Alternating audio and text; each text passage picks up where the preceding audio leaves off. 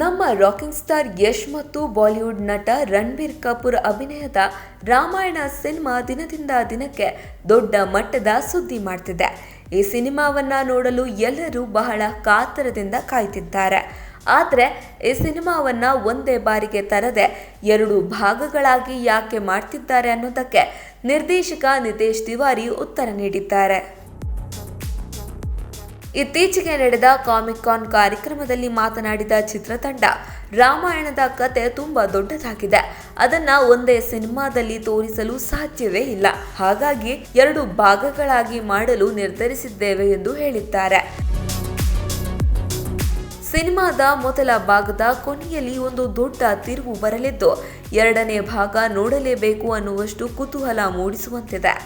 ಇನ್ನೊಂದೆಡೆ ದೆಹಲಿಯ ಭಾರತ್ ಮಂಟಪ್ ಮತ್ತು ಕಾಮಿಕ್ ಕಾನ್ನಲ್ಲಿ ತೋರಿಸಲಾದ ಸಿನಿಮಾದ ಕೆಲ ಸಣ್ಣ ವಿಡಿಯೋಗಳು ಸೋಷಿಯಲ್ ಮೀಡಿಯಾದಲ್ಲಿ ಲೀಕ್ ಆಗಿದೆ.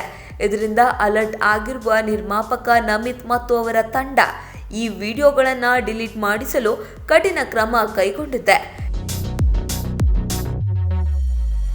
ಇದೇ ವೇಳೆ ಸಿನಿಮಾದ ಅಫಿಷಿಯಲ್ ಟ್ರೈಲರ್ ಬಿಡುಗಡೆ ಮಾಡಿ ಎಂದು ಅಭಿಮಾನಿಗಳು ಕೇಳುತ್ತಲೇ ಇದ್ದಾರೆ.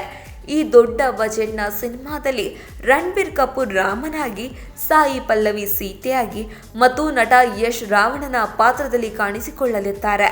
ನಟ ಯಶ್ ಈ ಸಿನಿಮಾಗೆ ಸಹ ನಿರ್ಮಾಪಕರಾಗಿಯೂ ಕೆಲಸ ಮಾಡ್ತಿದ್ದಾರೆ.